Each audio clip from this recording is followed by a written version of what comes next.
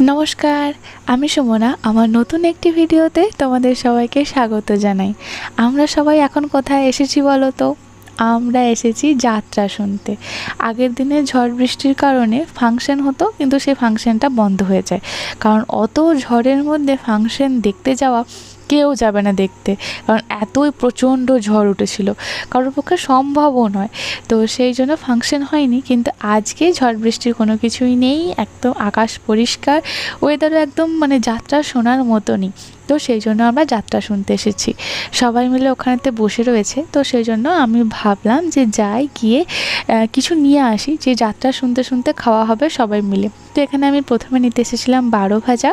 তো প্রথমে আমি খুলছিলাম, জানো তো, সেই চীনাবাদাম যেগুলোকে বলে, তো সেই চীনাবাদামগুলো, কিন্তু দেখলাম পুরো মেলাতে একটাও কোথাও চীনাবাদামের দোকান বসেনি। তো সেই জন্য সবার জন্য বারো ভাজা নিলাম, কারণ বারো ভাজা খেতে তো সবাই ভীষণ ভালোবাসে। আর এরকম মেলা টেলাতে না বসলে না বা না এলে না এই বারো ভাজা এখন খাওয়াই আর হয় না। আর বাড়িতে বানিয়ে এইসব ঝামেলা করে কেই বা খাবে, তো সেটাও আর সম্ভব হয় না। কিন্তু বাড়িতে আমরা আগে বানাতাম, জানো তো, যখন আমরা বিয়ের আগে আর কি, আমার বোন, আমি সবাই মিলে বানাতাম। কিন্তু এখন আর সেসব আর কি সময়ও নেই, সুযোগও নেই, কোনো কিছু হয় না। তো সেই জন্য দেখলাম যে আর কি রয়েছে, তো উনি আর কি বানিয়ে দিচ্ছিলেন। তো উনি যতক্ষণ আর কি বানাচ্ছিলেন, ততক্ষণে আমি মনে মনে ভাবছিলাম যে আর কি কেনা যায়। যেহেতু চীনাবাদাম পেলাম না, চীনাবাদাম পেলে তো ভালোই হতো, অনেকক্ষণ ধরে আর কি খাওয়া যেত। কারণ এই যাত্রা শুনতে শুনতে বাদাম ভাজা খাওয়ার একটা মজাই আছে। তো সেটা যখন না পেলাম, তো সেই জন্য বারো ভাজা নিলাম। আর তার পাশে ছিল, তোমরা কি একটু খেয়াল করে দেখো, ওই সেই কি বলবো, গজা হয় না, তোমরা কি বলো আমি জানি না, হোয়াইট কালারের লম্বা লম্বা স্টিকের মতো। তো ওগুলোর গুড়ের গজাও হয়, আবার এটা হচ্ছে চিনির গজা। তো সেই জন্য ভাবলাম যে কিছু গজাও নিয়ে যাই, তাহলে সবাই মিলে আর কি একটু একটু করে খাওয়া হবে। আমরা যখন যাত্রা শুনতে আসছিলাম, তখন আমার ঠাকুমা কিন্তু আমাদের সাথে আসেননি, কারণ আমার ঠাকুমার অনেকটাই বয়স হয়েছে, আর উনি এতটা রাস্তা আসতেও পারবেন না। আবার এই সবাইকার মাঝে বসে যাত্রা ওনার পক্ষে দেখা বা শোনা কোনোটাই সম্ভব নয়, সেজন্য উনি আসতে পারেননি। তবে আমরা যখন আসছিলাম, তখন আমার ঠাকুমা তার নিজের কাছ থেকে টাকা নিয়ে এসে আমার মায়ের হাতে দিয়ে বলে, তুমি বড় তো, তোমার হাতে টাকাটা দিলাম, তুমি সবাইকে কিছু কিনে দিও। যদিও সেই টাকা কিন্তু আমরা কেউই খরচা করিনি, কিন্তু তা হলেও উনি এতটা বয়সে এসেও যে টাকা বার করে আর কি, নিজের যতটুকুই বা জমানো থাকে, একজন বয়স্ক মানুষের কাছে কত টাকাই বা থাকতে পারে, তবুও সেই তার জমানো অর্থ থেকে কিছু অর্থ, বা হয়তো পুরো অর্থই যতটুকু ছিল ততটুকুই হয়তো বের করে আমাদেরকে দিয়েছে, আমাদের খুশির জন্য, যে আমরা যাত্রা শুনতে যাচ্ছি বা দেখতে যাচ্ছি, সেখানে যাত্রা দেখতে দেখতে বা শুনতে শুনতে কিছু খাওয়া হবে। এটাই কজন দেয় বলো তো? আমাদের পরিবারটা হলো কিন্তু ঠিক এই রকমই, সবাইকে বেঁধে বেঁধে রাখতে জানে, সবাইকার সাথে হাসি খুশি মজা করে থাকতে ভালোবাসে। তারপর ওই দোকান থেকে এই দোকানেতে এসে একটু পাঁপড় ভাজাও নিয়েছিলাম, কারণ ওই দোকানেতে এই পাঁপড় ভাজা ছিল না।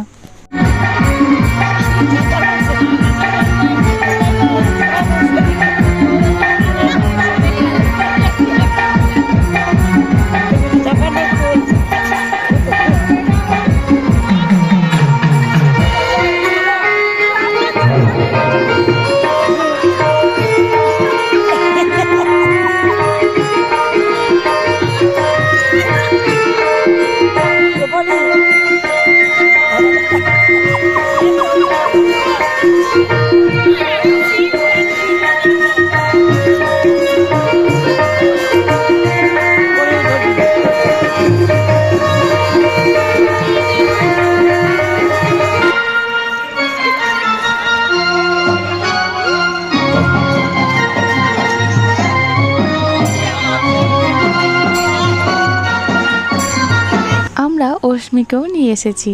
অস্মিকে না নিয়ে এলে এই এত সুন্দর মুহূর্তটা সত্যি করেই মিস করতাম। এই গান বাজনা, এত লোকজন, এত চারিদিকে লাইট, এই সমস্ত কিছু দেখে আমার মেয়ে খুশিতে পুরো আত্মহারা হয়ে গেছে। তোমরা দেখি সেটা বুঝতে পারছো, অস্মি এই জীবনে প্রথম যাত্রা শুনতে এসছে বা যাত্রা দেখতে এসেছে। ওর যে কিছু কিছু এক্সপ্রেশন, যেগুলো আমি কিছু কিছু একটু একটু করে তুলে ধরতে পেরেছি, কারণ বাচ্চা মানুষ তো, ওকে তুমি কোনো কিছু নাটক করিয়ে করাতে পারবে না, যে এটা করো তো মা, আমি একটুখানি ভিডিও করি, এটা সম্ভব নয়। ও যখন কোনো কিছু করে, তখন তুমি ক্যামেরাতে যদি ক্যাপচার করতে পারো তো ভালো, আর না হলে সেই মোমেন্ট, ক্যামেরা অন করতে করতে সেই মোমেন্ট চলে যায়। তারপর হলো এই সেই মোমেন্ট, ও কি বুঝছে আমি জানি না, ওখানে যখন আর কি যাত্রা হচ্ছে তখন ও এই একভাবে যাত্রা দেখে যাচ্ছে। ও যে কী বুঝছে কী দেখছে ভগবান জানে। আমরা যাত্রা দেখতে এসেছি ঠিকই, কিন্তু আমরা সবাই মিলে ওর এক্সপ্রেশনটাই বেশি দেখছিলাম, যে ও কি দেখছেটা কি এক দৃষ্টিতে এইভাবে দাঁড়িয়ে দাঁড়িয়ে, ও কি বুঝছে যাত্রার। ও তো এর আগে কখনো কিছু দেখেনি এইরকম, কিন্তু তার মধ্যে ওটা কি দেখছে ও এইভাবে। কিন্তু ওকে যখন আমি জিজ্ঞাসা করি, মা তোমার ভালো লাগছে, তখন ও মুখে কিছু না বললেও এক্সপ্রেশনটা তোমরা দেখতে পেলে, তার মানে ওর ভালো লাগছে। আমরা হেসে হেসে হেসে হেসে পুরো পাগল যে ও এইভাবে যাত্রা দেখছে। মানে আমি তোমাদেরকে কি বলবো, আমার মানে জাস্ট বলার ভাষা পাচ্ছি না, যে ও এক দৃষ্টিতে একভাবে এইভাবে দাঁড়িয়ে দাঁড়িয়ে যাত্রা দেখে গেছে। তো ওকে আমি খাইয়েই নিয়ে এসেছিলাম। তবে যাত্রা যে সময়টা আর কি শুরু হওয়ার কথা, সেই সময়তে তো কোনো বাড়ি কোনো জায়গাতেই শুরু হয় না, 1 ঘন্টা 2 ঘন্টা লেট হয়। এখানেও তাই হয়েছে। তবে অশ্মি বেশিক্ষণ আর কি রাখিনি, কিছুক্ষণ রাখার পরে মানে আমরা থাকার পরই আমার বোন আমি অশ্মিকে নিয়ে বাড়ি ফিরেছিলাম। তো যাই হোক, আমার মেয়ে এখন দেখো এক দৃষ্টিতে যাত্রা দেখছে। তো এবার চলো, মেয়েকে ছেড়ে এখন আমি যাত্রার কিছু কথা তোমাদের সাথে শেয়ার করি। যাত্রা মানে ভালোবাসার মানুষ আমি অতটা নই, কারণ অতটা আমার ধৈর্য নেই যে এইরকমভাবে। আর যাত্রা একটু অতিরঞ্জিত হয়, মানে হাসি কান্না বা ডায়লগ বলার, সেগুলো একটুখানি অতি লাগে, মানে একটু বেশি বেশি আমার লাগে। যদিও এটা একটা শিল্পকলা, আমি জানি যারা করেন তাদের ভীষণ কষ্ট করে, তারা শিল্পী মানুষ, তারা ভীষণ কষ্ট করেই যাত্রা করেন, কিন্তু আমার অতটা ভালো লাগে না। তো সেই জন্য আর কি অতটা দেখা হয় না। কিন্তু সবার সাথে এসেছি, দেখব, মজা করব, যাত্রা শুনতে যাচ্ছি, যাত্রা দেখতে যাচ্ছি, তো এটাই একটা আলাদা মজা। তো সেই জন্যেই আর কি, বা সেই ভেবেই আর কি আমার যাত্রা শুনতে আসা। প্রথমত অনেকটা লেট হয়েছে, দ্বিতীয়ত যে সমস্ত আর্টিস্টরা এসেছিলেন, সত্যি কথা বলতে প্রথম যখন ওনারা স্টেজে আসেন আমার তখন মনে হয়েছিল এনারা আবার কী যাত্রা করবেন, এনারা আবার কী অভিনয় করবেন, যা সেই যাত্রা ভালো হবে।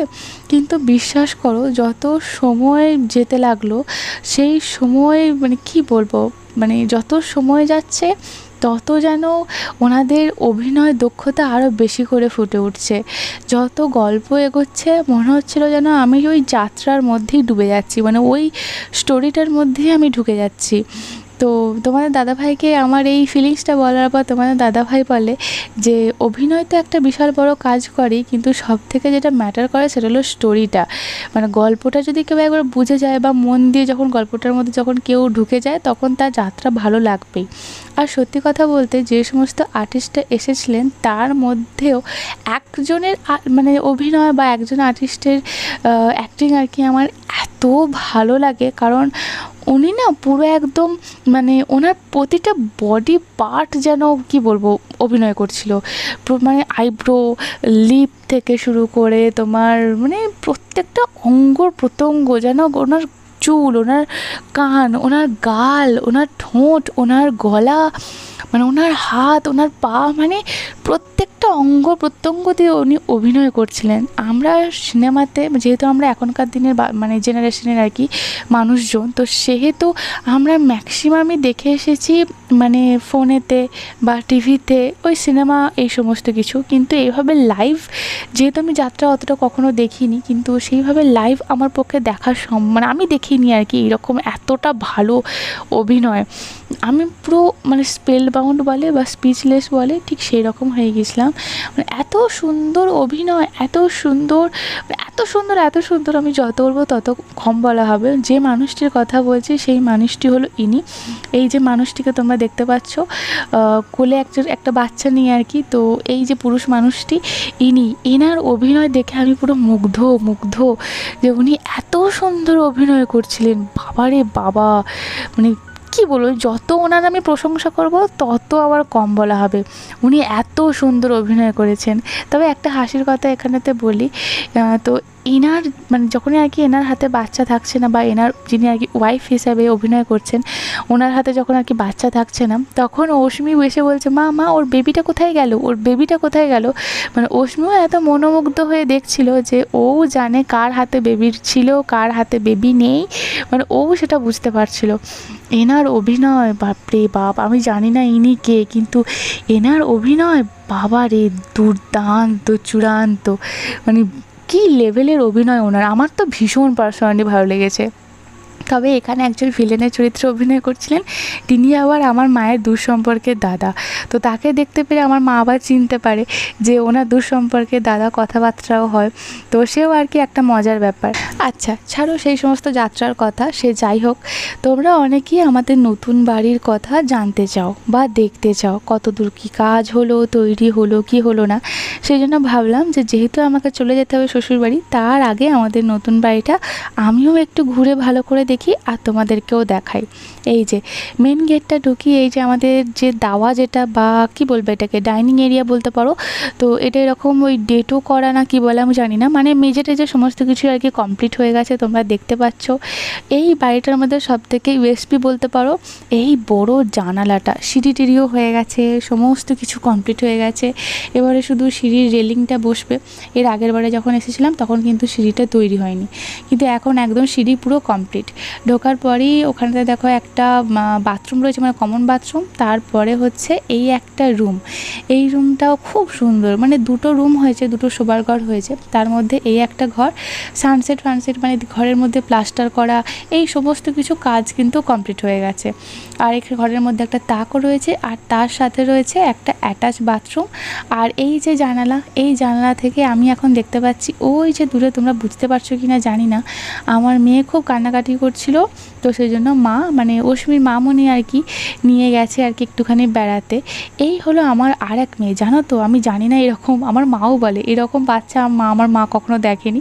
সেই হলো বাচ্চা নাকি তার মাকে পছন্দ করে না, মানে মায়ের কাছে থাকতে চায় না। অশ্মি যখনই এই বাড়িতে আসে, এই বাড়িতে আসার পরে অশ্মি আমাকে মা বলেও ডাকে না, মানে আমার কাছে থাকতেই চায় না, আমাকে দেখে একেবারে পুরো জ্বলে যায়, রেগে যায় সবসময়তেই, মানে ছদ্দি আর মামনি ওদের কাছে থাকতে চায়। এটা হলো দ্বিতীয় রুম। তো দ্বিতীয় রুমের থেকে জানলা থেকেও আর কি পরিষ্কার করে তোমাদেরকে দেখাচ্ছিলাম যে ওই যে দূরে রয়েছে ওরা। তো ওরা ওখানেতে এক জেঠিমার সাথে আর কি গল্প করছে, আর ওখান থেকে অশ্মি আমাকে ঠিক দেখতে পেয়েছে। তো ওখান থেকে দাঁড়িয়ে দাঁড়িয়ে আর কি মা মা করছিল আর কি, যে আমাকে দেখতে পেয়েছে এটা আর কি আমাকে জানাচ্ছিল। তো সে যাই হোক, তো এখানে তো একটা তাক রয়েছে, তবে এই রুমটাতে কোনো অ্যাটাচ বাথরুম নেই। তো এর পাশেই রয়েছে আমাদের একটা ঠাকুর ঘর। এই ঠাকুর ঘরটা সবথেকে আমার বেশি পছন্দ হয়েছে, কারণ একটা ঘরের মধ্যে যেমন রান্নাঘরেরও দরকার আছে, ঠিক সেরকম ঠাকুর ঘরেরও দরকার আছে, যেটা আমি এখন বিয়ের পর বুঝতে পারি। আর এইটা হলো আমাদের কিচেন, মানে হচ্ছে রান্নাঘর, যেটা এখনও কোনো কিছুই তৈরি হয়নি, ওই মোটামুটি হয়েছে আর কি। তো এই হলো আর কি আমাদের ঘরটা। তো মোটামুটি সমস্ত কিছুই, মানে এখন অনেক বাকি কিছু কিছু আর কি তৈরি হয়েছে। এই জানলাটার আগের বারে যখন আর কি এসেছিলাম তখন সেভাবে তৈরি হয়নি, তো এখন তৈরি হয়ে গেছে। আর জানলা থেকে এরকম আর কি ভিউজটা দেখতে লাগে আর কি, ভিউটা। তো ওই একটা আমাদের দাদাদের বাড়ি। আর এই যে রুপটপটা, তো এখানে আর কি একটা মানে কি বলবো, স্টোরেজ রুমের মতো আর কি ব্যবস্থা একটা করেছে। আর এই যে ছাদের দরজাও তো বসেই ছিল, তো রঙটা দেখছি নতুন করেছে বাবা। তো আর এই যে ছাদটা একদম পুরো রেডি, আর কত বড় ছাদ। আর আমাদের মানে ওই বাড়িতে, মানে আমার শ্বশুর বাড়িতে রড টড বেরিয়ে এটা ওটা করে, যেহেতু প্ল্যানিং অন্য ছিল, তো সেই সব প্ল্যান নিয়ে নয় তোমাদেরকে একটা পরে একদিন বলবো শ্বশুর বাড়ি নিয়ে। এখন বাবার বাড়ি আছি, তো বাবার বাড়ির কথা বলি। তো যাই হোক, তো এখানে দেখো পুরো ছাদ একদম তৈরি। আর এই যে ছাদ থেকে আমাদের আর কি এরকম মতো লুকটা লাগে চারিদিকে, সেটাই আমি তোমাদেরকে দেখাচ্ছিলাম। আর ছাদ থেকে এরকম অ্যাসবেস্টার নামিয়ে নিচেতে গোয়ালও করা হয়েছে। তো এই ঘরটার মধ্যে এখন মানুষ বসবাস না করলেও আমাদের গরু বাছুররা বসবাস করছেন, কারণ ওদের ঘরটা আর কি খুব বেশি দরকার ছিল, কারণ ওনাদেরকে আর কি রাখা হয়েছিল অন্যদের বাড়িতে। ছাদ থেকে আমাদের ঘরটা, যেখানে আমরা এখন থাকি, আমাদের মাটির বাড়ি, দুতলা মাটির বাড়ি, তো সেই মাটির বাড়িটা এরকম লাগে। আর আগের দিনের ঝড়ে এই কাণ্ডটি হয়েছে, সেটা হচ্ছে এই কোথা থেকে এই অ্যামাজনের পার্সেলের প্যাকেটটা উড়ে গিয়ে আমার প্রিয় পেয়ারা গাছ, তো এই প্রিয় পেয়ারা গাছে গিয়ে আটকে গেছে। আর এই যে এদিকে যখন আমি ভিডিও করছি, ওই মহারানী যে কেন আমাকে এক দৃষ্টিতে দেখে যাচ্ছেন, হয়তো চিনতে পারছে না, কারণ আমাকে তো দেখে না। তো হঠাৎ করে দেখছে, দেখে হয়তো কিছু একটা ভাবছে, তো আমাকে এক দৃষ্টিতে দেখেই যাচ্ছে। এই যে কয়েকজন ছাদেতে আমার সাথীও ছিল, একা একা ঘুরে বেড়াচ্ছিলাম। ইনি আমাকে প্রথমে দেখেননি, তারপরে যখন হঠাৎ করে দেখে তখন একেবারে উড়ে গিয়ে বাঁশ গাছে। এই হলো আমাদের পুরো ছাদটা। তো তোমরা জানিও কেমন হয়েছে, ছোটোখাটোর মধ্যেও কিন্তু খুব সুন্দর হয়েছে। নিজের বাড়ি একটা আলাদা জিনিসই হয়। চলো ছাদের গেট বন্ধ করে দিই, বন্ধ করে এবার নিচে যাওয়া যাক। তো সিঁড়িটা ভালো, কিন্তু যেহেতু পাশে আর কি রেলিংটা বসানো নেই, তো সেই জন্য অশ্মিকে আর কি, মানে অশ্মিকে আসতে দিই না, তার কারণ বাই চান্স যদি পড়ে যায় তো সেই ভয়। তো এই যে পুরো বাড়ি আমাদের, মানে প্রায় রেডি। এখন যদি ওই দরজা জানলাগুলো বসে যাওয়ার পর মানুষ কিন্তু বসবাস করতে পারবে। তো এই হলো আর কি ব্যাপার। এই জানলাটা আমার সবথেকে পছন্দের, মানে এই পুরো ঘরটার মধ্যে সবথেকে পছন্দের জায়গা হচ্ছে এই জানলাটা। এত সুন্দর, আর দক্ষিণ দুয়ারে যেহেতু আছে প্রচুর হাওয়া বাতাস আসবে। আর এই কমন বাথরুমটা তো সেরকম এখন কোনো কিছুই কাজ হয়নি, এরকমভাবেই পড়ে আছে। তো সব অনেক কাজ বাকি, আবার অনেক কাজ হয়েও গেছে। তো এই হলো ব্যাপার। আর মেন গেটটা হচ্ছে এরকম লোহারিয়ে গেট করেছে, তবে অনেক ফ্লোরাল অনেক কিছু ব্যাপার রয়েছে যেগুলো আমি আগে জানতাম না, কিন্তু এখন আর কি দেখছি, জানছি। যাই হোক, তো চলো ঘর বন্ধ করে দিলাম। আমাদের পুরো বাড়িটা তোমরা অনেকেই দেখতে চেয়েছিলে, তো তোমাদেরকে দেখালাম। এবার তোমরা জানিও তোমাদের কেমন লেগেছে। এই যে তোমার স্টাইলের এই ঠাকুরের পিকচারগুলো, এগুলো এই নতুন বসিয়েছে, আগের বারে আমি দেখিনি। আর আমাদের বাড়ির নাম দিয়েছে মদন মোহন নিবাস, মানে আমার দাদুর নাম হচ্ছে ঈশ্বর মদন মোহন রেজা। তো যে আমার দাদুর নামে আর কি বাড়িটা আর কি হয়েছে। তো চলো আজকে ভিডিওটা আমি এখানেতেই শেষ করলাম। ভিডিওটা তোমাদের কেমন লেগেছে অবশ্যই কিন্তু কমেন্টে লিখে জানিও। টাটা।